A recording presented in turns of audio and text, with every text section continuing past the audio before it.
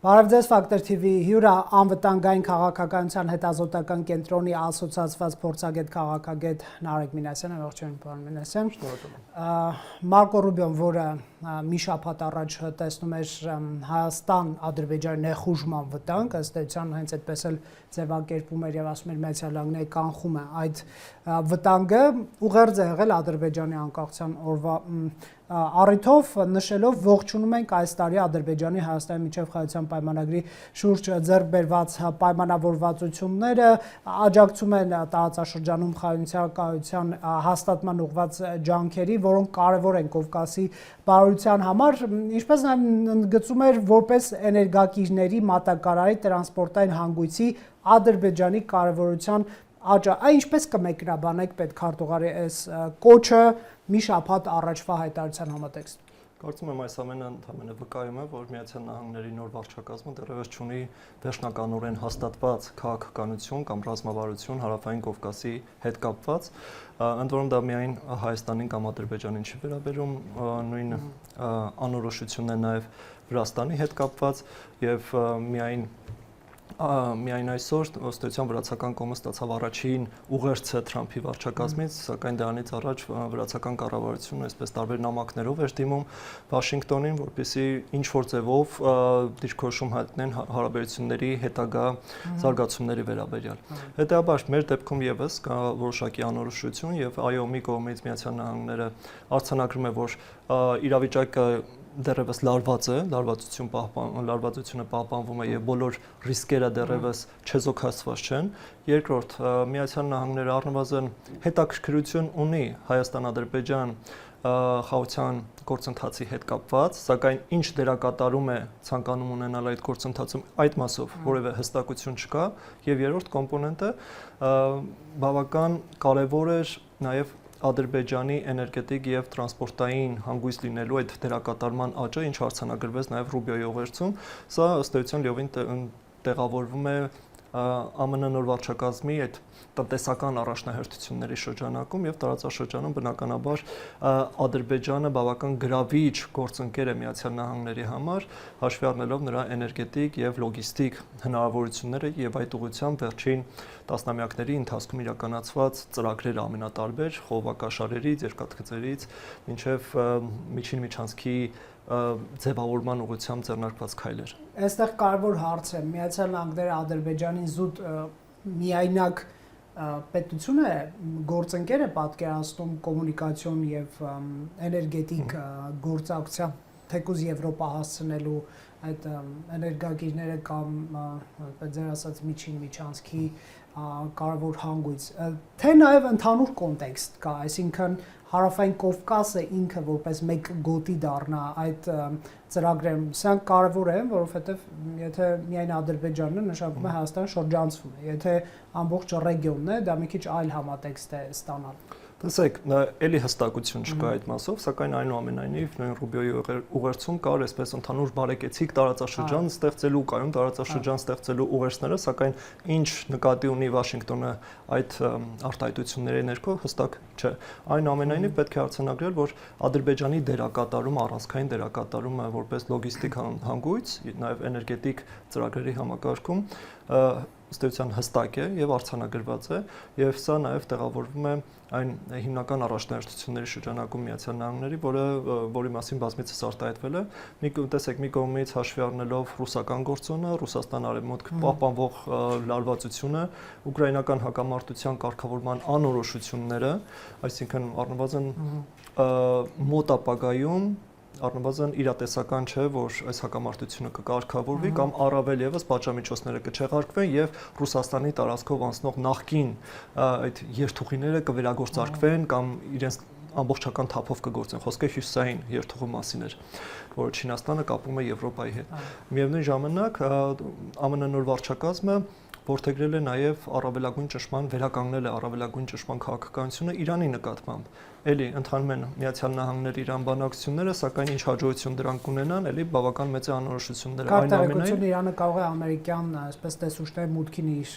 այո, այնուամենայնիվ մենք տեսնում ենք, որ կան մի շարք առանցքային հարցեր, որի շուրջ կողմեր Թեհրանի եւ Վաշինգտոնի դիրքորոշումները դեռևս բավական այսպես հեռու են իրարից եւ անգամ եթե ինչ որ գործարք կնքվի, բավական անորոշ է։ Դրանից հետո Միացյալ Նահանգները օրինակ խրախուսելու է Իրանի տարածքով անցնող տարբեր երթուղիների զարգացմանը։ Էլի բավական մեծ հարց է եւ հետաբար մի կողմից ունենալով Ռուսաստանը, մյուս կողմից Իրանը եւ հաշվի առնելով նաեւ այն հանգամանքը, որ Միացյալ Նահանգները ռազմավարական տեսանկյունից հետաքրքրված չէ, որ միջազգային տրանսպորտային այդ ուղիները, միջանցքները անցնեն Ռուսաստանի կամ Իրանի տարածքով, ըստ էության Ադրբեջանի դերակատարումը որպես այդ միջանկյալ հատված բավական մեծանում է, հաշվի առնելով, որ ըստ էության դեռ նախորդ վարչակազմի շրջանում ամերիկյան կողմը հայտարարում էր կենտրոնական Ասիան Եվրոպային կամ արտաքին աշխարհին կապելու անհրաժեշտության կամ ռազմավարական կարևորության մասին, ընդ որում այնպիսի երթուղիներով, որոնք չեն լինի ոչ Չինաստանի, ոչ Ռուսաստանի վերահսկողության տակ։ Հետեւաբար հաշվի առնելով նաև այստեղ կենտրոնական Ասիայի հարուստ ռեսուրսները, ընդ որում ոչ միայն էներգետիկ, նաև տարբեր հանքահումքային ռեսուրսները, ինչով հետաքրքրված է նաև Եվրամիությունը ի դեպ, հաշվի առնելով այս ամենը, ինչպես նաև կենտրոնական Ասիայի երկրները Եվրոպային եւ այլ տարածաշրջանային կապելու այսպես տրանսպորտային անհրաժեշտությունը ըստ էության Ադրբեջանի դերակատարումը այս հարցում բավական մեծանում է։ Ընդ որում ադրբեջանական կողմը եւս քաջ գիտակցում է իր այս բացառիկ աշխարհագրական դիրքը եւ եթե չեմ սխալվում ամիսներ առաջ ըստ էության Ալիևը անձամբ հայտարարեց, ասաց այլընտրանք չկա, մեր տարածքով պետք է անցնեն այս երթուղիները։ Այսինքն ադրբեջանական կողմը վստահաբար իր այս աշխարհագրական դիրքը փորձում է նաև այսպես ծախել տարբեր դերակատարների հետ հարաբերություններում, ընդգծելով իր բացառիկ դիրքը, խոսելով հիշեցնում եմ, որ Աֆղանստան մեր վրայով այո, դեռ ժամանակին են, այո, նման այսպես ծառայություններ մատուցել։ Միևնույն ժամանակ այսպես գայթակղում են նաև առավել մեծ էներգետիկ նախագծերով, այսինքն այնտեղ բարբերաբար հիշում են թուրքմենական գազի հնարավոր տրանզիտի մասին կամ Ղազախստանից հնարավոր գազի ու նավթի տրանզիտի մասին Ադրբեջանի տարածքով եւ արդեն գործող տարբեր ենթակառուցվածքներով, այսինքն ադրբեջանական կողմը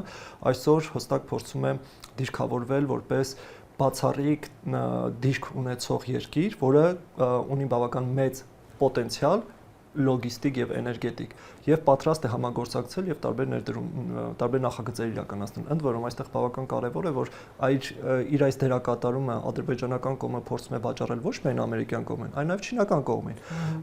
Բավարար է հիշել, որ նախորդ տարի 2024 թվականին Ադրբեջանը Չինաստանի հետ ստորագրեց ռազմավարական համագործակցության այդ հուշագիրը եւ այս տարի արդեն մի մակարդակ բարձրացավ այդ ռազմավարական գործընկերությունը եւ այն դարձավ արդեն համապարփակ ռազմավարական գործընկերություն,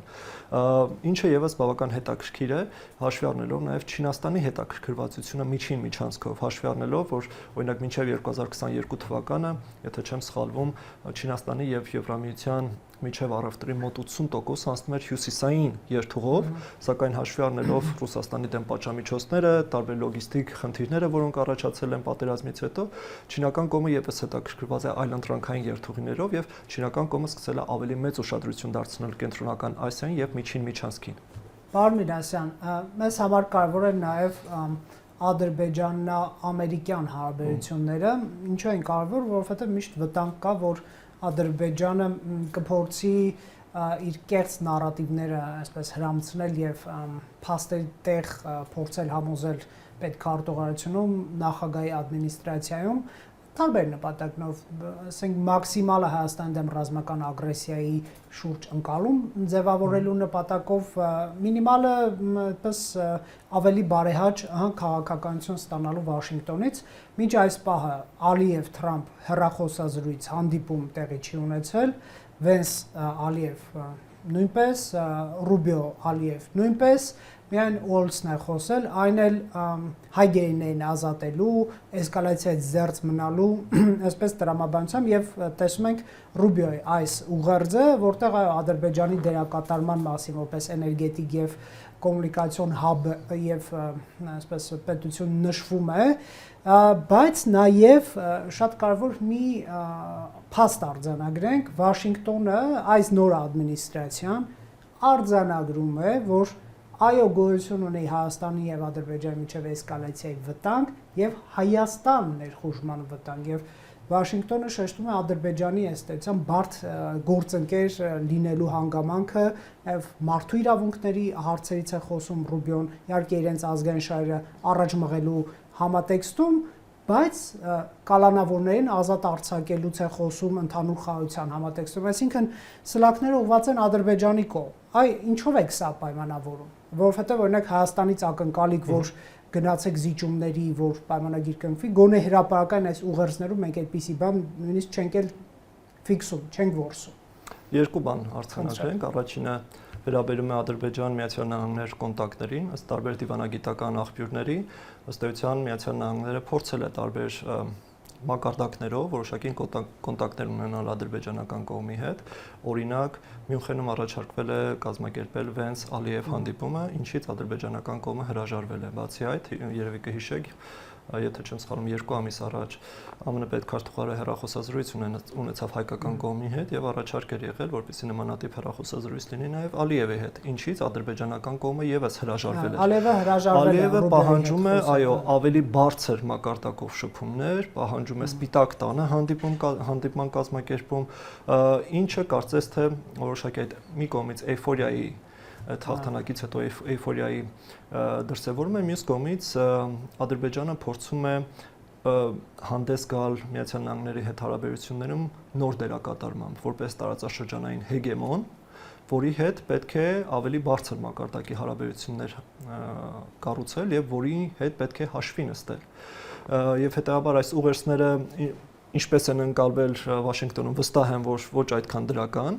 այնուամենայնիվ Ալևյանը այս պահանջները, այս պահվածքը, այո, այս պահվածքը առնվազն ԱՄՆ փոխնախագահի հետ հանդիպման մերժումը, չեմ կարծում, որպես այսպես ուրախություն է առաջացրել ամերիկյան կողմի մեջ, կամ այո։ Հետեւաբար դա ենթադրաբար որոշակի նստվածք թողել է, այնուամենայնիվ Միացյալ Նահանգները չի կարող հաշվի չնստել Ադրբեջանի նոր դերակատարման հետ տարածաշրջանում եւ տարածաշրջանում ստեղծված նոր ստատուս քվոյի հետ։ Կարծում եմ սա էլ իրողություն է եւ հաշվի առնելով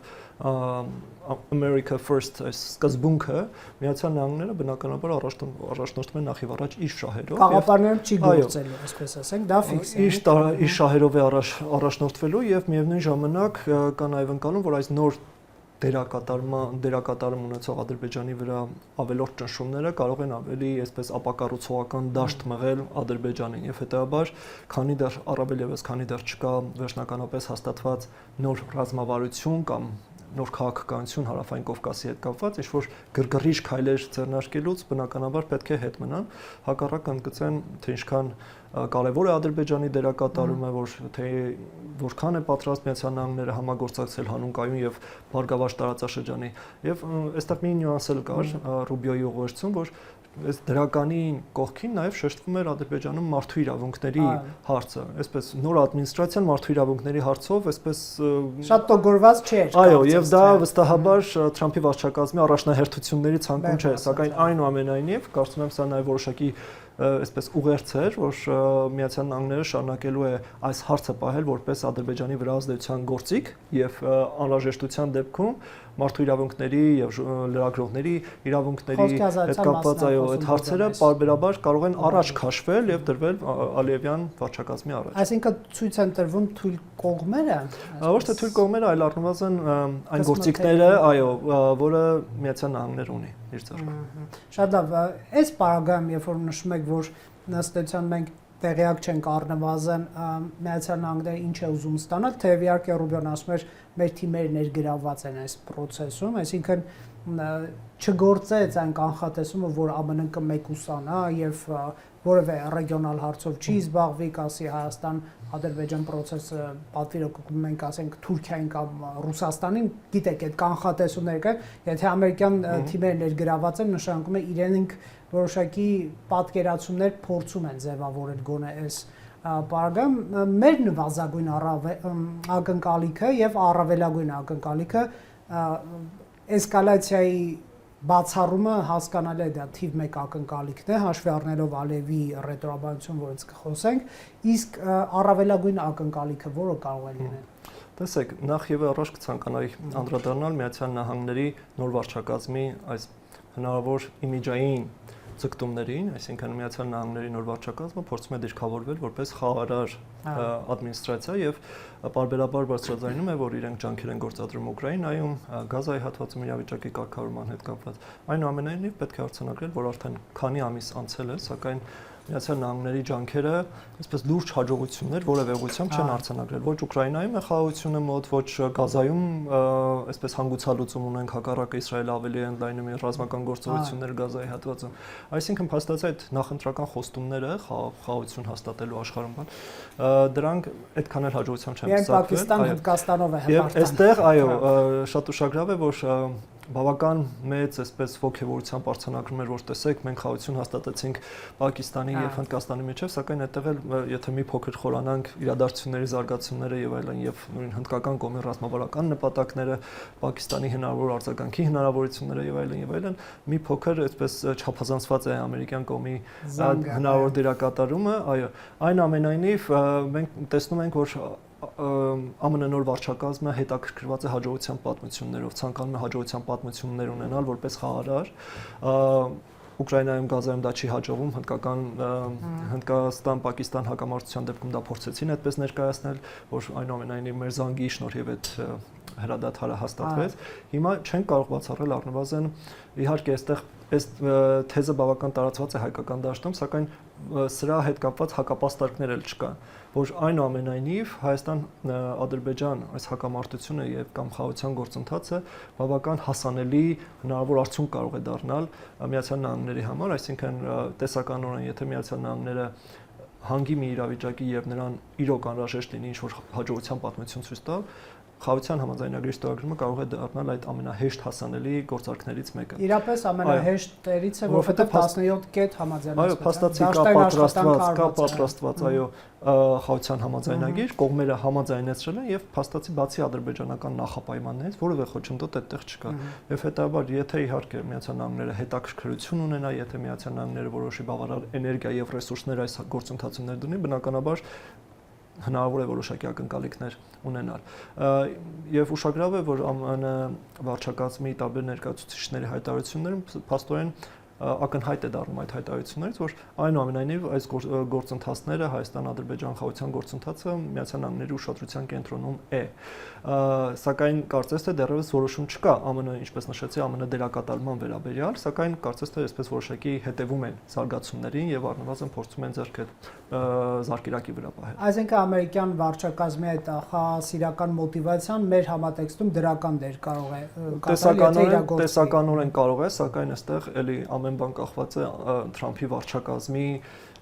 վարչակազմի հնարավոր որոշումից, ընդ որում Թրամփի վարչակազմում էլ կան տարբեր ուժային հոսանքներ, տարբեր մոտեցումներ, օրինակ Միացյալ Նահանգները ինչպիսի դերակատարում պետք է ունենա աշխարհում, պետք է խառնվել արդյոք տարբեր հակամարտություններին, թե ընդհանրապես իզոլյացիոնիզմի քաղաքականությունը պետք է որդեգրել եւ չխառնվել մյուսների խնդիրներին, դա նրանց խնդիրներն է, թող իրենք էլ հարցերը լուծեն։ Այսինքն անգամ Թրամփի վարչակազմում կան տարբեր թևեր եւ նրանք էլ այստեղ անընդհատ պայքար է գնում, թե որ մոտեցումը դոմինանտ կլինի։ Մեր կոնտեքստում պետք քարտուղարության դերակատարությունը կարող է կարևոր դեր կատարել այն իմաստով, որ նրանք տեղյակ են հատկապես վերջին տարիների կոնֆլիկտի տրամաբանությանը, որ կողմներ ապակառուցողական, որ կողմներ պատերազմներ սադրում, այսինքն պատերազմի հերձիկը եւ էսկալացիայով հետաքրքրված, այսինքն այնտեղ լիքը ինֆորմացիա կա կուտակված, հա, եւ այդ ինֆորմացիայի հետևանքները կամ դրսևորումները երևում է պետք քարտուղարի այս հայտարարություններում, ասենք Հայաստան ներխուժման վտանգ, երբ որ առանձնացնում է, դա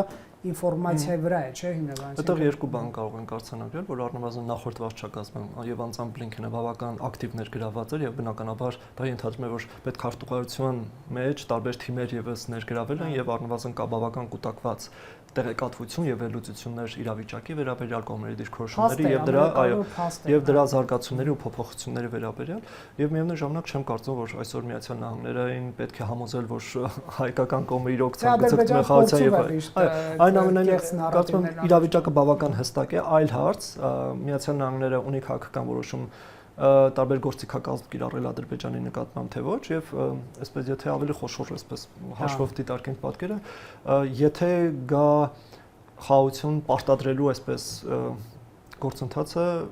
առնվազն մենք չունենք երաշխիքներ, որ ճնշումներ չեն լինի նաև հայկական կողմի վրա։ Հետեւաբար ակնկալել, որ երաշխավորված հայամետ դիրքորոշում պետք է ակնկալել ԱՄՆ նոր վարչակազմից, դա էլ միանշանակ չէ, որովհետև առնվազն ադրբեջանական կողմը բավական ակտիվ աշխատում է Վաշինգտոնի հետ, այդ թվում նաև իսրայելական խողովակներով, տարբեր ռաբիներ են ներգրաված, ազդեցիկ, ընդ որում ուշագրավ է, որ այս տարի հենց Ադրբեջանում է տեղի ունենալու աշխարհի ամենաազդեցիկ ռաբիների հավաքը։ Ինչպեսի ձեռքբերում։ Նրանք ինձ թվում է քրիստոնեական հավաք էլ շուտով կհյուրընկալեն։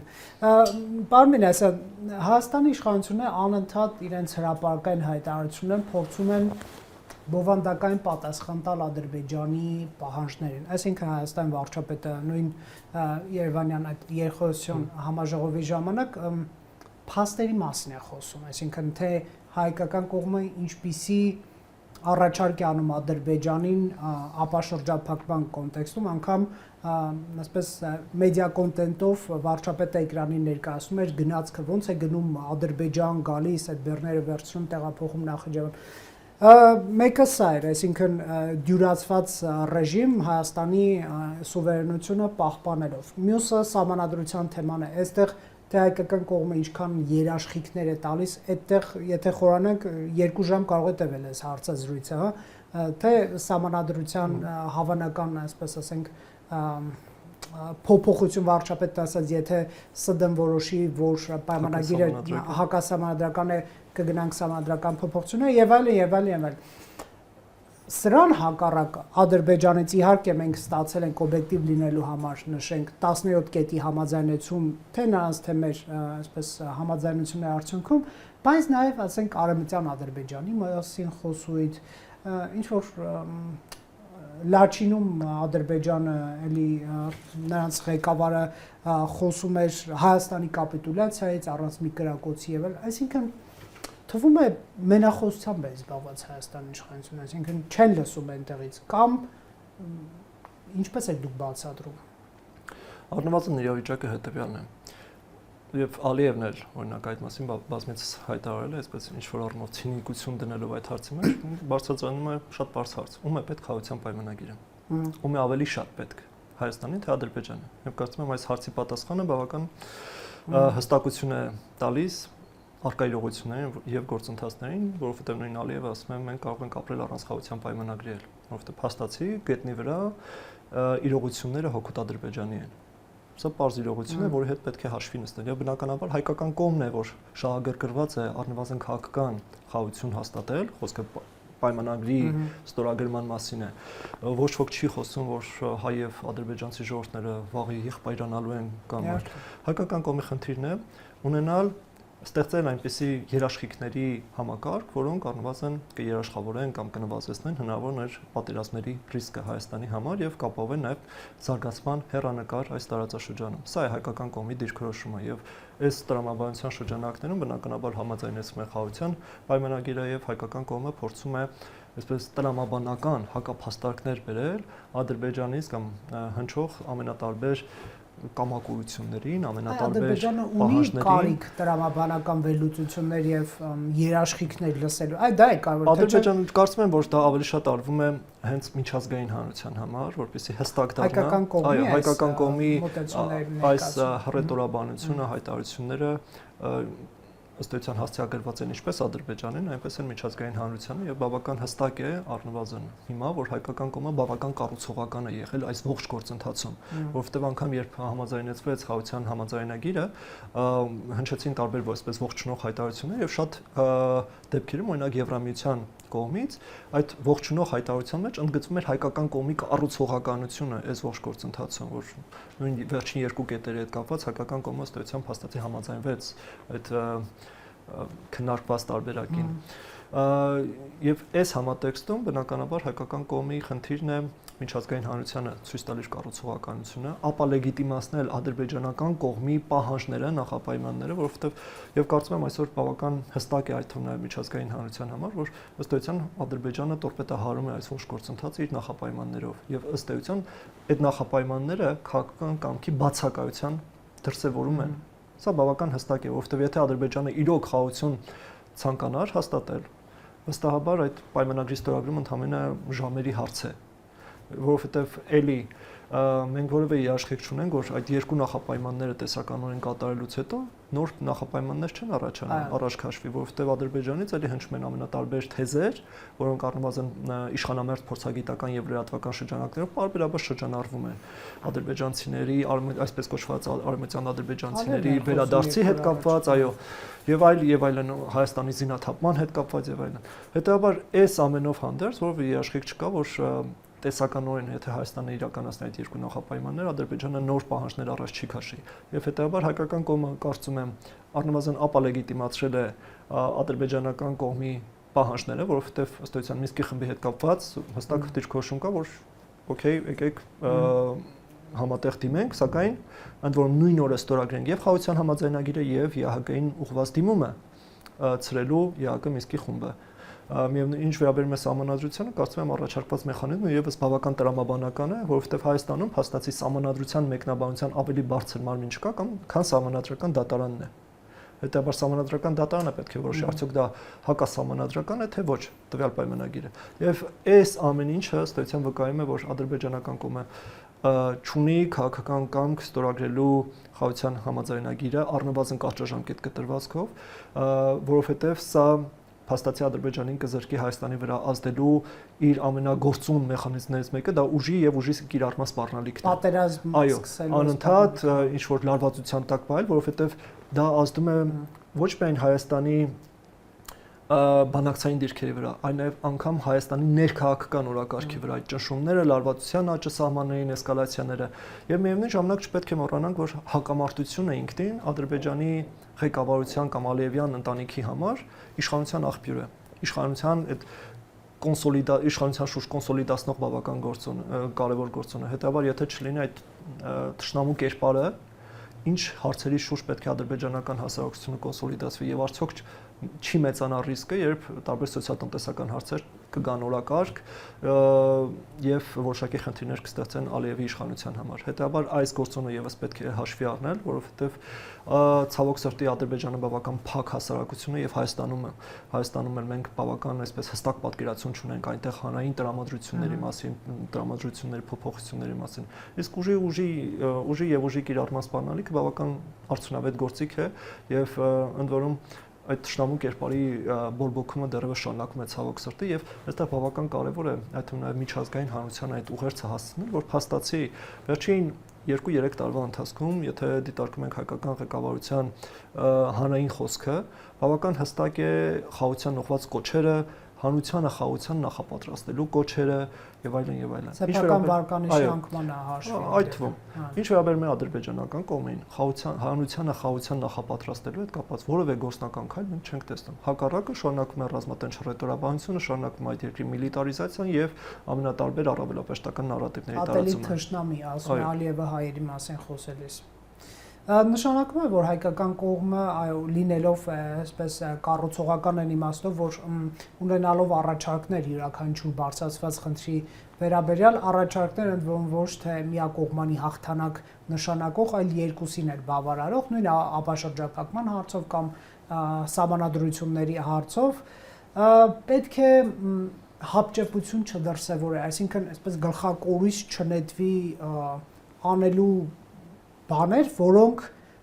կարող են միտված լինել պայմանագրի ստորագրմանը, բայց դրանց կատարումը կարող է վերջը չլինել, այսինքն թվա թե սա էլ անենք ու վերջ, բայց սա էլ անելուց հետո վերջը չլինի եւ սա որ արեցինք հավելյալ վտանգներ բերեն, ասենք Նիկոլ Փաշինյանը երբեք չի կարող չէ երաշխավորել, որ հանրաքվեն սահմանադրական դրական երկ կավարտվի, որովհետև Նիկոլ Փաշինյանի թիմը պարտվել է Գյումրիում, Երևանում մեծ հաշվով, եթե ընդդիմություն չպարակտվեր, Վանաձորում եւ այլ քաղաքներում, այսինքն ընտրությունների կեղծման մեխանիզմ չի գործում։ Իսկ հանրաքվեի արդյունքը Նիկոլ Փաշինյանը կարող է երաշխավորել, եթե վստահ լինի, որ հանրությունը այո է ասելու, եթե Ալիևը այսպես բարձրագոչ անընդհատ պահանջում է, ոնց կարող է վստահ լինել, որ հանրությունը կգնա եւ այո կասի, բացի դա նաեւ կեղծման մեխանիզմ բարդ է պատկերացնել, այդ համապետական մակարդակով կիրագործվի, այսինքն Ադրբեջանը այնտեղ քան որ ավտորիտար ռեժիմ է եւ նախագահի հրամանով ամեն ինչ արվում է, իրենց թվում է, որ այստեղ էլ կարելի է, ասենք, իշխանության պահանջել փոխել սահմանադրությունը եւ անմիջապես կփոխվի, հա։ Այ այս կոնտեքստի մասին ինչ կարող եք ասել։ Իհարկե բավական կարևոր է շատ ճիշտ հաշվարկել այն բանակցային դիրքորոշումները, որոնցով հայկական կողմը գնում է բանակցությունների, հանդիպումների ադրբեջանական կողմի հետ, որովհետև էլի մենք գործ ունենք մի իրավիճակի հետ, երբ գետնի վրա իրողությունները Ադրբեջանի օգտին են, երբ ադրբեջանական կողմի համեմատ դու ավելի շատ ես շահագրգռված խաղաղությամբ եւ բնականաբար Ադրբեջանը դեռևս ունի քո վրա ազդեցության գործիքակազմ։ Հետաբար այս գործոնները բնականաբար պետք է հաշվի առնել եւ իհարկե խուսափել այնպիսի ծուղակային զարգացումներից, որոնք կբխեն նաեւ ադրբեջանական կողմի շահերից, որովհետեւ առնվազն մենք չենք կարող բացառել, որ նույն սահմանադրության հետ կապված նախապայմանի առաջ քաշմամբ ըստ էության նաեւ Ալիևը ունի նաեւ որոշակի հաշվարկներ, որ տեսականորեն, օրինակ, եթե այսպես մտագրող անենք, տեսականորեն կարող է նախաձեռնվել հանրաքվե սահմանադրության փոփոխության պահանջով, հաշվի առնելով սահմանադրության մեջ տեղ գտած այդ պահանջները տարբեր հանրաքվեի հետ կապված, մասնակցության հետ կապված եւ այլն, մեծ է հավանականությունը, որ այդ հանրաքվեն ըստ էության չի հաջողի, առավել ևս, եթե դա ուղեկցվի Ադրբեջանից հնչող ամենատարբեր հայտարարությունները, օրինակ Ալիևը պարբերաբար օրը մեջ հայտարարի, որ տեսակ մեր պահանջով են այս ամեն ինչ անում եւ այլն, ինչը բնականաբար հակասական զգացողություններ կառաջացնի հայկական հանրության մեջ, անգամ եթե դա լինի աշխարհի ամենաիդեալական սահմանադրության նախագիծը։ Հետեւաբար չեն կարող բացառել, որ սա նաեւ ադրբեջանական կողմը այս հարցի հետ կապված ունի որոշակի հաշվարկ, որ տեսականորեն կնախաձեռնվի հանրաքվե, դա կձախողվի եւ Ալիևը կասի տեսակ սա այն ռևանշիստ ժողովուրդն է, որը դասեր չի քաղում, հետեւաբար իմ ձեռքերը ազատ են, նորից դաս տալու այս ժողովրդին։ Շնորհակալ եմ, պարոն Մինասյան, կհետևենք իրադարձություններին, Factor TV-ում հյուրընկալել էինք Նարեկ Մինասյանին։